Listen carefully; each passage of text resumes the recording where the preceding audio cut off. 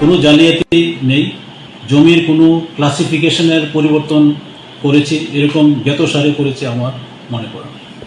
প্রদীপ কুমার চক্রবর্তী তিনি একজন অবসরপ্রাপ্ত এবং বারবার পুনর্নিযুক্ত প্রাপ্ত একজন আধিকারিক। বর্তমানে তিনি মুখ্যমন্ত্রীর সচিব হিসেবে কর্মরত।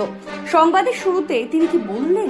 কোনো জালিয়াতি নেই, জমির কোনো ক্লাসিফিকেশনের পরিবর্তন করেছি এরকম জ্ঞাতসারে করেছে আমার মনে পড়ে। শুনলি তো, সাংবাদিক ডেকে বলতে চাইছেন যে বিলোনিয়াতে এসডিও থাকাকালীন তিনি কোনো জমির দুর্নীতি করেননি বা তার জ্ঞাতসারে কোনো জমি দুর্নীতি হয়নি। ওনার কথা মতো ধরে নিলাম উনি জমি দুর্নীতি করেননি। তাহলে 2020 সালের 28 ফেব্রুয়ারি তৎকালীন দক্ষিণ জেলা শাসক দেবপ্রিয় বর্ধন রেভিনিউ দপ্তরের জয়েন্ট সেক্রেটারিকে চিঠি লিখে প্রদীপ কুমার চক্রবর্তীর বিরুদ্ধে ব্যবস্থা গ্রহণের আবেদন জানান। তৎকালীন জেলা শাসক দেবপ্রিয় বর্ধন চিঠিতে উল্লেখ করেন যে আইন ভেঙে বেসরকারি ব্যক্তিদের সরকারি জমি পাইয়ে দেওয়ার এক বড় সড় জালিয়াতি প্রকাশ্যে এসেছে দক্ষিণ ত্রিপুরায়। 1994 থেকে 2004 সালের মধ্যে বিলোনিয়া মহকুমা শাসক কার্যালয় থেকে বেআইনিভাবে ইস্যু করা 86টি প্রসেশন সার্টিফিকেট চিহ্নিত করে বাতিল করেছে প্রশাসন। সরকারি নিয়ম লঙ্ঘন ও রাজ্যের আর্থিক ক্ষতি করে এই শংসাপত্রগুলো দেওয়া হয়েছিল।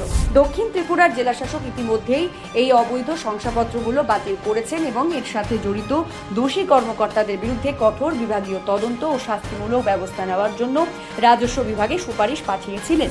চিঠি লেখা হয়েছিল তৎকালীন প্রিন্সিপাল সেক্রেটারি বরুণ কুমার সাহুকেও। সেই চিঠিও কোনো এক অজ্ঞাত কারণে চাপা পড়ে গিয়েছিল। পিকে চক্রবর্তী তার নিজের খাস জমি কেলেঙ্কারি সাফাই গাইতে গিয়ে সেই চিঠির সত্যতা নিজেই প্রমাণ দিলেন। শুনুন তিনি জমি সংক্রান্ত ব্যাপারে কি বললেন।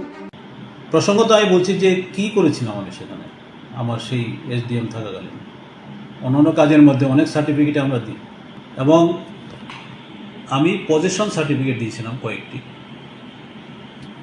জমি পজেস করে, কি জমি? খাস জমি পজেস করে, খাস জমি পজেস করে পজেশন সার্টিফিকেট, অর্থাৎ খাস জমি দখল করার যে সার্টিফিকেট সেই সার্টিফিকেট দেওয়া হয়েছে। কেন আমি সার্টিফিকেট দিতে গেলাম? আমি কি বিলোনিয়াবাসী সবাইকে দিয়েছি এরকম সার্টিফিকেট? এরকম তো না, কতিপয় ব্যক্তিকে মানে ফ্যামিলিকে দেওয়া হয়েছে। কেন দেওয়া হয়েছিল? এটা তো উদ্দেশ্য থাকবে তো। শুনলেন তো ওনার বক্তব্য।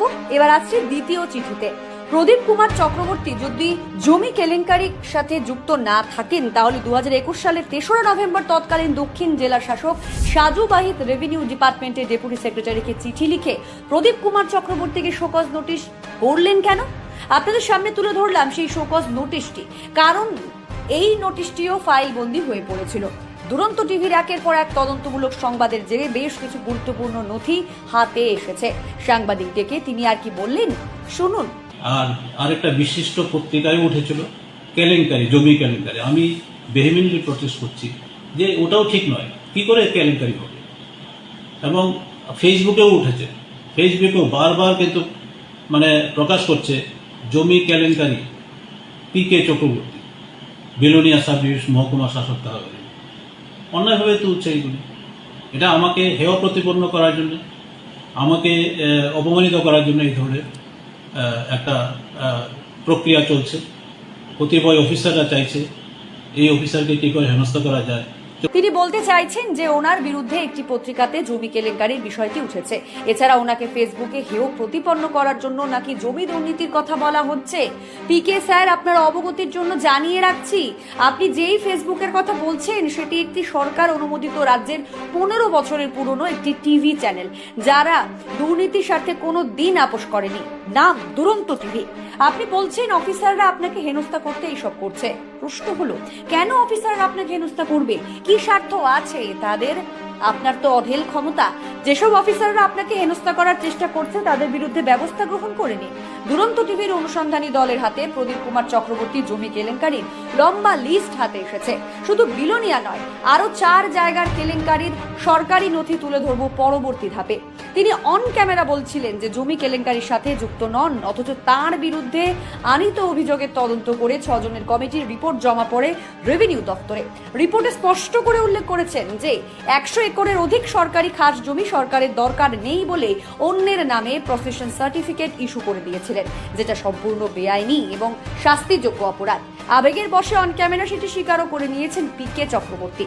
তৎসময় সেই কমিটিতে ছিলেন শান্তির বাজার মহকুমা শাসক Argha Saha, deputy collector Rudradeep Nath, revenue inspector Gopinath Das এবং মনসাই মং, তহসিলদার ভানুহরি ত্রিপুরা এবং ইউডিসি নারায়ণ মালাকার। পিকে চক্রবর্তীর বিরুদ্ধে 2020 সালের শেষ দিকে এই রিপোর্ট জমা পড়লেও কোনো অজ্ঞাত এক কারণে ধামাচাপা পড়ে যায়। তদন্ত করতে গিয়ে আরো জানা যায় যে তৎকালীন প্রিন্সিপাল সেক্রেটারি বরুণ কুমার সাহু 2020 সালের 2রা জানুয়ারি দক্ষিণ জেলা শাসক দেবপ্রিয় বর্ধনকে পিকে চক্রবর্তীর অবৈধ খাস জমি সংক্রান্ত নাম পরিবর্তনের বিষয়টি রেভিনিউ দপ্তরে জানানোর কথা বলেন। এরপরেই 29 জানুয়ারি 2020 সালের বিস্তারিত 86 জনের নামে খাস জমি স্থানান্তর করা সহ আরও নানান তথ্য উল্লেখ করে প্রিন্সিপাল সেক্রেটারি হিসেবে বরুণ কুমার সাহুকে চিঠি লেখেন। এরপর থেকেই ঠান্ডা লড়াই শুরু হয় পিকে চক্রবর্তী এবং বিকে সাহুর মধ্যে। সুযোগ বুঝে বরুণ কুমার সাহুকে অদৃশ্য শক্তির দাপট খাটিয়ে গত 4 বছর ধরে পোস্টিং এর জন্য কম্পালসারি ওয়েটিং করে রেখেছেন পিকে বাবু ও তার টিম। এমনকি মুখ্যমন্ত্রীর সাথে বিকে সাহু সাক্ষাৎ করতে চাইলেও বিশেষ একটি ধারা লাগু করে তাকে দেখা করতে দেয়নি পিকে চক্রবর্তী। এমনকি গুরুতর অভিযোগ শোনা যায় মহাকরণ চত্বরে, যদিও এই দাবি দুরন্ত টিভির নয়। 2019 সালের 7ই November joint secretary P Acharya TLR এবং এলআর অ্যাক্ট 1960 অনুযায়ী প্রদীপ কুমার চক্রবর্তীর দেওয়া জমি সার্টিফিকেটগুলো সম্পূর্ণ ইনলিগাল বলে একটি মেমোরেন্ডাম জারি করা হয়েছিল। সেই মেমোরেন্ডামটাও চাপা পড়ে গিয়েছিল অদৃশ্য শক্তির কারণে।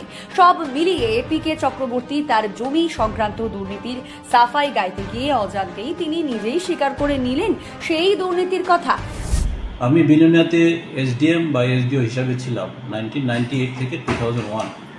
জমি জালিয়াতির ব্যাপারটা উনি যে উল্লেখ করেছেন এবং যেভাবে উনি বলেছেন যে জমি খাস জমি জোত করা, আবার উনি বলছেন জোতকে খাস ইত্যাদি, এরকম কোনো এসডিও বা এসডিএম করে বিরল ঘটনা। আমি হলফ করে বলতে পারি এই ধরনের কোনো ঘটনা আমি করিনি।